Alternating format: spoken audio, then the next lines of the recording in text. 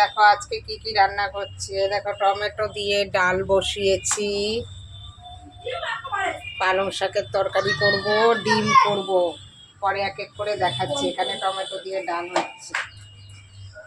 দেখো এখানে পালং শাকের তরকারি বসিয়েছি সমস্ত সবজি দিয়ে, ফুলকপি, কুমড়ো, সিম, পটল, আলু, বেগুন, মূলো দিয়ে এখানে পালং শাকের ঘ্যাট হচ্ছে। এখানে আলু দিয়ে ডিম দিয়ে ডিমের কষা করছি।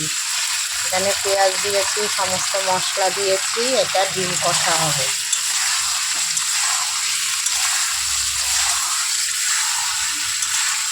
তো আমার আজকের রান্না সব রেডি হয়ে গেছে। আজকে টমেটো দিয়ে গাঢ় গাঢ় করে ডাল করলাম, আর এখানে যে পালং শাকের তরকারি সমস্ত সবজি টবজি দিয়ে তোমাদের দেখালাম। আর এখানে করেছি আলু দিয়ে, আর হচ্ছে ডিম দিয়ে ডিমের কারি করেছি, আর সঙ্গে আমি একটু আলু দিয়েছি সমস্ত মশলা টশলা দিয়ে।